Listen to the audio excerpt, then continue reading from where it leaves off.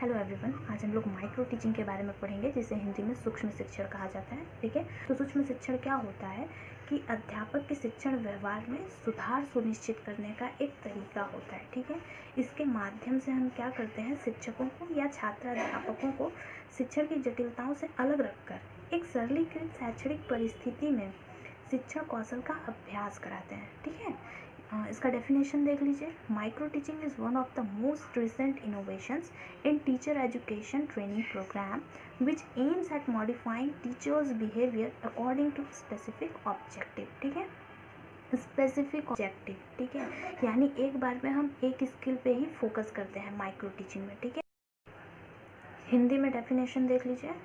सूक्ष्म शिक्षण अध्यापक प्रशिक्षण की एक लघु प्रक्रिया है जिसमें शिक्षण परिस्थितियों को सरल रूप में, जिसके अंतर्गत विशिष्ट कौशल का अभ्यास किया जाता है। ठीक है, एक बार में एक विशिष्ट कौशल का ही अभ्यास हम करते हैं। अब ये जो टर्म है माइक्रो टीचिंग, वो ड्विट एलन ने दिया था। ठीक है, ड्विट एलन ने दिया था और इसको पहली बार इंडिया में इंट्रोड्यूस किया था डीडी तिवारी ने। ठीक है, डीडी तिवारी जो थे वो इंडिया में इसको पहली बार इंट्रोड्यूस किए थे। अब माइक्रो टीचिंग में क्या होता है, कुछ स्टेप्स होते हैं जो हमें फॉलो करने होते हैं। ठीक है, जिसमें 36 मिनट का एक साइकिल होता है, जिसमें हम पहले लेसन प्लान बनाते हैं। ठीक है, जो भी हमें स्किल सीखना है उस स्किल से रिलेटेड हम लेसन प्लान बनाते हैं, उसके लिए हमें 6 मिनट मिलता है। फिर उसके बाद आके हम क्लास में जो भी हमने लेसन प्लान बनाया, जो भी हमने टॉपिक तैयार किया है, उसको आगे हम क्लास में पढ़ाते हैं। ठीक है, उसके लिए 6 मिनट मिलते हैं।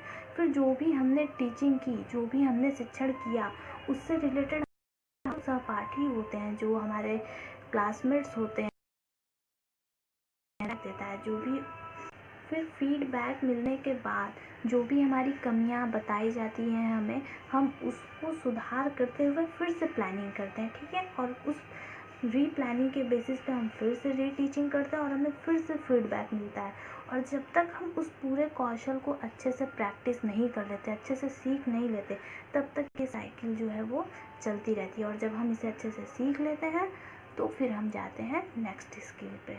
ठीक है, टीचिंग स्किल्स, माइक्रो टीचिंग के अंतर्गत हम कौन कौन से स्किल सीखते हैं। 8 स्किल हम जो है वो माइक्रो टीचिंग के अंडर प्रैक्टिस करते हैं। तो अब टीचिंग स्किल क्या होता है, इसकी डेफिनेशन देख लीजिए। According to BK Pasi, teaching skill are a set of related teaching acts और behaviours perform with the intention to facilitate pupil learning. ठीक है, हिंदी में कौशल अध्यापन कार्य या व्यवहार का एक ऐसा समूह है जिसका उद्देश्य प्रत्यक्ष या अप्रत्यक्ष रूप से छात्र के अधिगम में सहायता पहुंचाना है। ठीक है, यानी कि जो भी टीचिंग स्किल है उसका क्या उद्देश्य होता है, उसकी ऑब्जेक्टिव क्या होता है कि वो डायरेक्ट या इनडायरेक्ट वे में जो भी हमारा छात्र है उसको जो है वो अधिगम में सहायता, ठीक है, लर्निंग में हेल्प करना होता है। ठीक है, इसमें 8 स्किल होते हैं। अभी इस वीडियो में हम सिर्फ इसका इंट्रो देख लेते हैं, ब्रीफ में इसको हम नेक्स्ट वीडियो में देखेंगे। ठीक है, तो पाठ प्रस्तावना कौशल, स्किल ऑफ सेट इंडक्शन, इसमें क्या होता है कि पाठ प्रस्तावना कौशल में हम क्या करते हैं कि जो भी टॉपिक हमें क्लास में पढ़ाना है बच्चों को, ठीक है, जो भी हम जब क्लास में जाते हैं, कोई न्यू टॉपिक स्टार्ट करने वाले होते हैं, तो हम पहले उससे रिलेटेड क्लास में एक इन्वायरमेंट क्रिएट करते हैं ताकि बच्चों का उस टॉपिक में इंटरेस्ट पैदा हो सके। ठीक है, रुचि पैदा हो सके। हम उनके उस टॉपिक से रिलेटेड बच्चों का पूर्व ज्ञान चेक करते हैं। ठीक है, उनका प्रीवियस नॉलेज क्या है उस टॉपिक से रिलेटेड, एक भूमिका बनाते हैं क्लास में, कक्षा में एक इन्वायरमेंट क्रिएट करते हैं।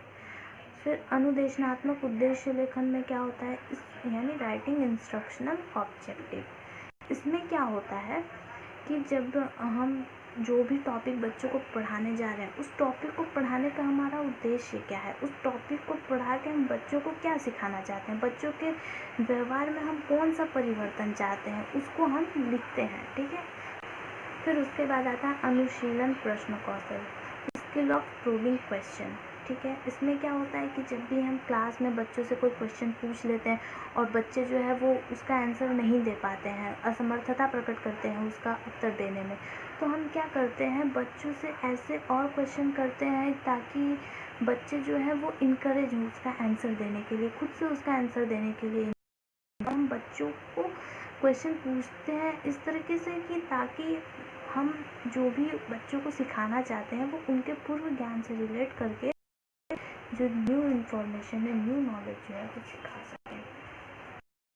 उसके बाद आता है प्रॉब्लम कौशल, रीइंफोर्समेंट स्किल।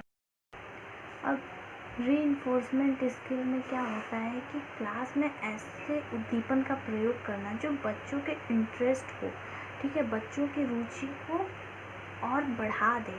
ठीक है, जैसे कि हम बच्चे से कोई क्वेश्चन पूछे, छात्र ने उसका सही आंसर दिया तो हम उसे कोई ना कोई रीइंफोर्समेंट है, हम उसे कह दे गुड, वेरी गुड, ताकि जब हम दोबारा क्वेश्चन पूछें वो उसका उत्तर देने के लिए तैयार रहे। अब आता है हमारा व्याख्या कौशल यानी एक्सप्लेनिंग स्किल। इसमें हम क्या करते हैं कि जो भी हमारे टॉपिक से रिलेटेड जो भी इंफॉर्मेशन है उससे हम बच्चों को एक सीक्वेंस फॉर्म में प्रोवाइड कराते हैं, यानी वैलिड इंफॉर्मेशन एक सीक्वेंस फॉर्म में बच्चों को देना, यानी विषय वस्तु से संबंधित सार्थक और एक सीक्वेंस में सूचना जो है वो बच्चों को देना, प्रदान करना।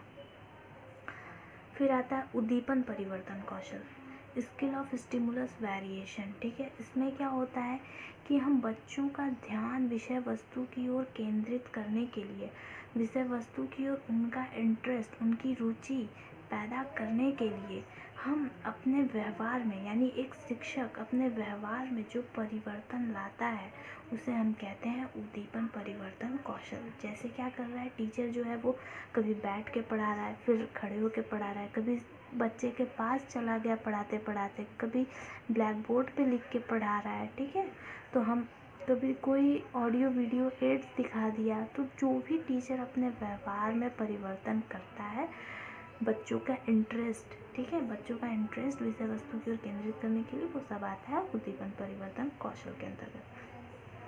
फिर आता है दृष्टांत व्याख्या कौशल, इलस्ट्रेशन स्किल। इसमें क्या होता है कि हम जब भी कोई टॉपिक बच्चों को समझाते हैं तो कभी कभी कोई उसमें कोई पॉइंट ऐसा होता है जो बच्चों को समझ में नहीं आता है। ठीक है, तो हम क्या करते हैं उसको एग्जाम्पल दे के समझाते हैं।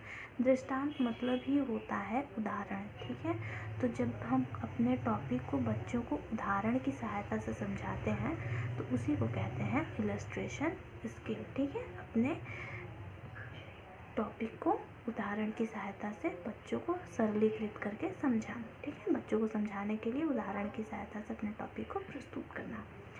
फिर आता है श्यामपट्ट लेखन कौशल, blackboard writing skill. Blackboard writing skill में हम सीखते हैं कि एक टीचर जो है उसको ब्लैक बोर्ड पे कैसे लिखना है, क्या नहीं लिखना है। ब्लैक बोर्ड का टीचिंग लर्निंग प्रोसेस के दौरान, ठीक है, शिक्षण अधिगम प्रक्रिया के दौरान ब्लैक बोर्ड का यूज़ एक शिक्षक को कैसे करना है वो इस स्किल के अंतर्गत हम लिखते हैं। जैसे कि कोई अगर मान लीजिए बायो का कोई टॉपिक पढ़ा रहे हैं तो ब्लैक बोर्ड पर डायग्राम बना के पढ़ाइए। मैथ का पढ़ा रहे हैं तो जो थ्योरम है उसको ब्लैक बोर्ड पे लिख दीजिए, जो इम्पोर्टेंट पॉइंट है उसको ब्लैक बोर्ड पे लिख दीजिए। ठीक है, ब्लैक बोर्ड पे जो भी लिखे वो साफ़ सुथरा लिखिए, बड़े बड़े अक्षरों में लिखिए ताकि जो क्लास के अंतिम में बैठे बच्चे हैं उनको भी दिखाई दे। ठीक है, तो यह आता है श्यामपट्ट लेखन कौशल के अंतर्गत। तो ये हमारे 8 स्किल हैं, इसको हम डिटेल में नेक्स्ट वीडियो में पढ़ेंगे। ठीक है, और यही था माइक्रो टीचिंग के बारे में।